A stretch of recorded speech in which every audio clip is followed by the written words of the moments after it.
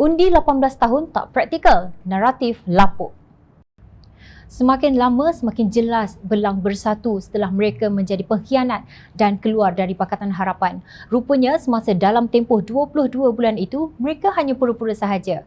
Dewan Rakyat telah meluluskan pindaan perkara 119-1 Perlembagaan Persekutuan Malaysia untuk menurunkan had umur mengundi kepada 18 tahun pada 16 Julai 2019.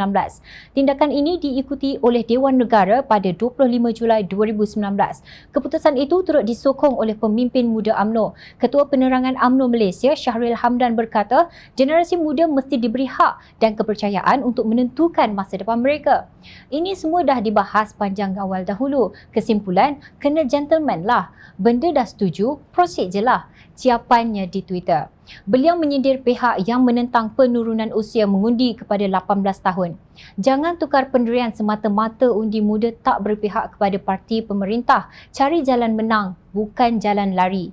Menurut beliau, pihak yang dilihat main kasar dijamin hilang kredibiliti. Pertimbangan pemimpin politik muda harus menjangkau jangka pendek. Yang di-Pertua Dewan Negara Tan Sri Rais Yatim berkata, tidak praktikal untuk menurunkan kadar umur pengundi kepada 18 tahun pada masa kini atas kekangan masa dan sumber. Sehingga hari ini, Syahril masih bertegas dengan pendiriannya menyokong kelayakan undi 18 tahun. Bagaimana hendak menghadap orang ramai dengan perkara sebegini? Kredibiliti akan rosak andai kata kerajaan mengalih tiang gol semata-mata khawatir parti lawan lebih dekat dengan undi anak muda. Kalau risau 18 tahun tak sokong, yakinlah mereka untuk ubah. Jangan alih tiang gol sebab takut lawan akan skor. Menang atau kalah dengan maruah. Siapnya di Twitter. Sementara itu, Ahli Parlimen Bukit Mertajam Steven Sim turut membidas kenyataan Rais Yatim. Pemikiran Kholat bahawa anak muda belum bersedia menunjukkan bahawa Rais Yatim jelas tidak memahami sentimen majoriti rakyat Malaysia dan tidak cakna tentang anak muda. Ini amat sedih bagi seorang pemimpin politik veteran yang juga merupakan yang di-Pertua Dewan Negara, ujarnya dalam kenyataan. Setiausaha Publicity DAP Pulau Pinang itu berkata, Rais perlu menghormati kehendak Parlimen dan bukan mengeluarkan kenyataan dengan sewenang-wenangnya yang boleh ditafsir sebagai menghina Parlimen.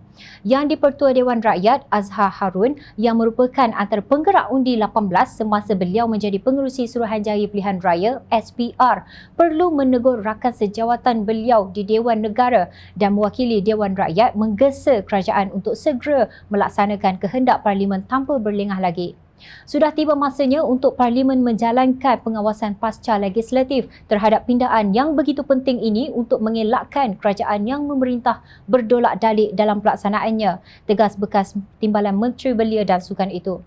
Dalam pada itu, pencetus usul menurunkan had umur mengundi kepada 18 tahun, Syed Saddiq Abdul Rahman berkata, beliau telah berjumpa pemimpin-pemimpin yang menyatakan komitmen untuk menyokongnya. Saya sendiri pergi berjumpa dan berbincang dengan semua pemimpin politik kerajaan dan pembangkang. Komitmen ini juga diterjemah di dalam perbahasan dan undian Dewan Rakyat. Memang undi 18 telah mendapat sokongan majoriti besar di dalam Dewan Rakyat, ujarnya dalam satu kenyataan. Menurut beliau, kenyataan Rais Yatim itu tidak adil dan tidak menghormati keputusan demokrasi negara. Hormatlah keputusan Dewan Rakyat. Jangan cuba bawa naratif lapuk. Undi 18 tak praktikal. Orang muda tak boleh memilih masa hadapan negara dan macam-macam lagi, tegas beliau.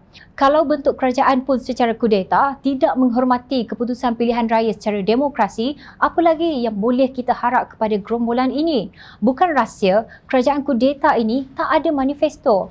Apakah ini bermakna kerajaan boleh mengambil tindakan apa-apa sahaja? Rakyat sebenarnya sudah mual dengan sikap dolak dalih dan flip-flop kerajaan tubuh atap ini. Apa lagi yang kalian nak buat untuk menafikan hak rakyat? Jangan lupa, rakyat sentiasa memerhati.